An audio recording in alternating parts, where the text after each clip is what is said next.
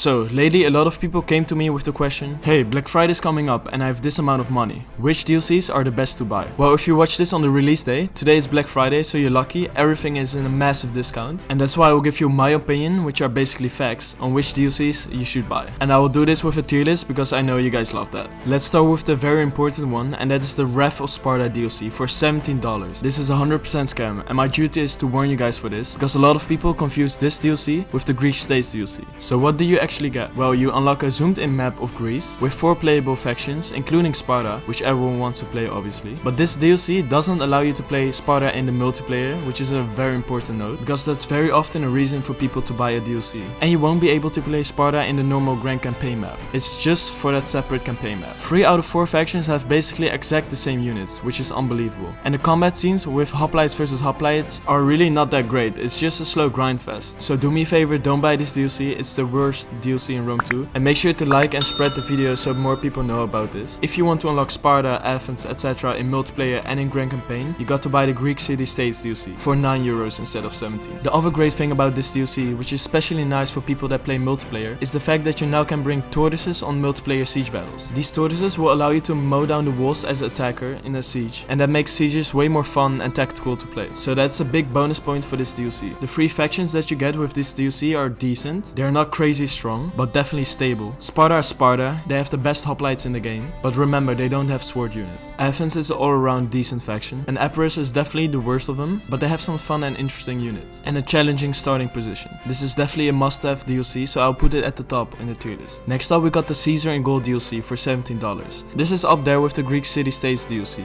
It allows you to play one of the strongest factions in the game, like Boii, Glacia and Nervii. Nervii is not the strongest, but it's decent. And you can use these factions for multiplayer and in Grand Campaign. Plus you get a separate zoomed in campaign map of Gaul, which is pretty fun to play, to be honest. You can immerse yourself in the Gallic War, where you can decide to slaughter your own kind or fight against the Roman Empire. And this DLC will also unlock you the most challenging historical battle of Alesia, which is a pretty fun but very challenging historical battle to play. I'm curious if you guys completed this historical battle, because it's very hard. But yeah, in the end it's still $17, which is a little bit on the expensive side, but you do get a separate campaign with it. And yeah, you get a lot of content, and I would say it's definitely worth to pick it up, especially when it's in a sale time, and that's why I have to put it even above the Greek States DLC. Next up we got the Blood and Glory DLC for $3. This DLC gives you bloody kill animations, which is in my opinion fantastic. This makes the game much more realistic and much more immersive. It's not too expensive, only $3, and I think with the sale it's only $1. So in my opinion 100% worth it, unless you really hate to see blood. Because I also don't like to see movies of operations with a lot of blood, etc. But this is 100% different. Yeah, it's fake blood, but it makes it much more realistic. So only don't buy it if you're really a blood-phobic person. So I will have to rate this one at good. Next up we got the Nomadic Tribes DLC for $9. This gives you 3 factions to play in Grand Campaign and in multiplayer, but this is another scam DLC. You are getting 3 factions, which are Royal Scythia, Massagate and Roxolani. These factions have only cav units in multiplayer at least, which makes them very one-dimensional and very predictable to play against. It's just annoying and it's always the same. You sally out and do the same stuff. And you basically can't attack settlements with these factions. So that makes it very annoying in your campaign. The only thing you can do is basically run around and raid settlements, which is alright to do, but in the end you want to grow your empire. For €9 it's very overpriced. And yeah, this DLC belongs at the bottom for sure, but I will put it above the Wrath of Sparta DLC. Next we got the Desert Kingdoms DLC for $9, which is so much better than the previous DLC for the same price. This DLC is literally so great. First of all, you get instead of 3 factions, 4, which are Saba, which stand out with the camel cataphracts, Nabatea, which stand out for their strong missile force, Mesacely, which stand out for its legionaries and its guerrilla power, and the only guerrilla cavalry unit in the game, and the faction Kush, which stand out with its Shotel units. These factions have all very unique units, very different playstyles, and totally different game mechanics in the campaign, which are very fun to play with. Furthermore, they are playable in Grand Campaign and in multiplayer, and these factions are pretty strong too. So basically a top tier DLC, so I will have to put this DLC above the Greek City-States and the Caesar and Gold DLC. But if you enjoy new campaigns more, get the Caesar and Gold DLC. Next up we got 2 unit packs DLCs for $3. We got the Beast of War DLC and the Daughters of Mars DLC. The Beast of War is a little bit better than the Goddess of Mars, because it will give you more units and more interesting units to play with, like the Disciples of Kush, Sobek Cultists for Egypt, Wolf Warriors for Suebi, Syrian Elephants for Seleucid, which are literally the same as the 2100 cost elephant, but with this DLC it costs less. So basically a pay to win DLC.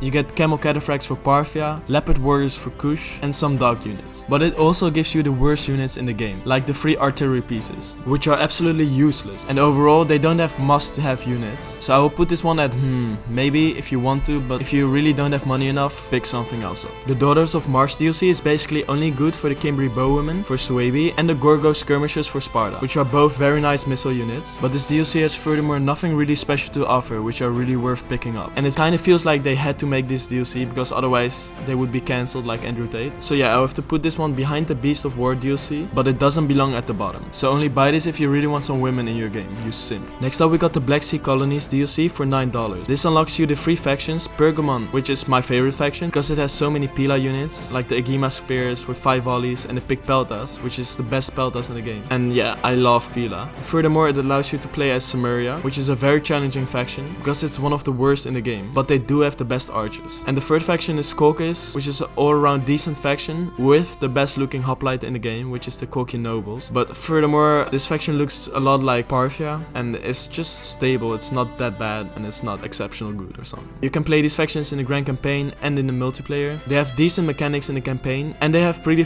as the main administrative center in a region, the settlement contains both fun and interesting starting positions in the middle of the map. So I will put this at decent. They aren't the best factions in the game, but they are challenging and fun, so I think decent is the perfect spot. Next up we got the Rise of Republic DLC for $17. This gives you no factions to play in the Grand Campaign and no factions to play in the multiplayer, but this does give you a whole new zoomed in campaign map of Italy with 9 new playable factions with all brand new and unique units. I would say this is the best DLC if you want a brand new campaign experience in Rome 2. The campaign starts in 399 BC, and just as a note, there's nearly no Pila in this DLC, so if you had enough of that and you hated that aspect of Rome 2, you can try this. Overall, it's a very good DLC for campaign players and definitely worth a high spot on the tier list. The other campaign DLC is Empire Divided for $17. This looks pretty similar to Attila in my opinion, and it gives you, just like Rise of Republic, a whole new campaign map, but this time it's the whole map with new and different factions like Rome, Gallic Rome, Palmyra, Saxons, Gothi, Macromani, the Assassinates, Armenia,